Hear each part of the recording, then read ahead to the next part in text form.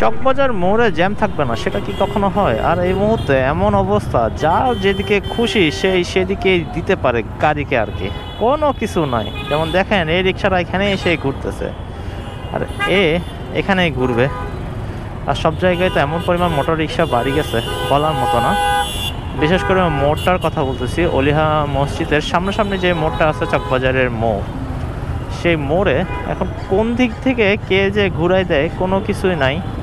আর মোটামুটি পুলিশরাও এখন নীরব অবস্থায় আছে হয়তো বা। আর এখানে মানে দোয়া আশীর্বাদ যেটাই বলেন সেটা কমতে হয় না। মানে একটা একটা লোক পার হবে, সবাই একটা একটা করে হাত দেখাবে, এরপর তারা পারবে। মানে একটা সুপার ন্যাচারাল পাওয়ার আর কি, হাত দেখাইলেই তো গাড়িগুলো থামে যায়, এরকম একটা অবস্থা। আর হ্যাঁ, এখানে একটা গোল চত্বর করছে, যার কারণে মোড়টা সবাই ঘুরে যেতে সুবিধা হয়। কিন্তু মনে হয় চৌরাস্তা যেখানে আছে চকবাজার, সেখানে একটা মোড় হইলে বা ভালো হইতো।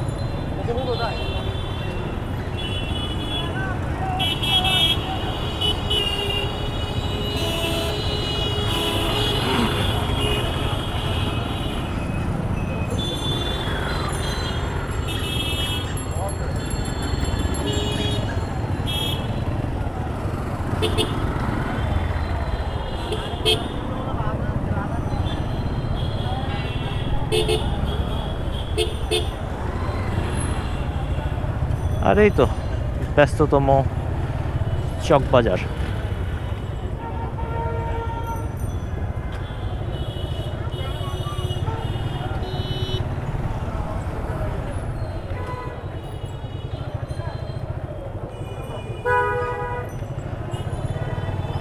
যত রাত হচ্ছে তত মনে হচ্ছে যে জ্যামের পরিমাণ আর গাড়ির চাপটা বেড়েই চলেছে।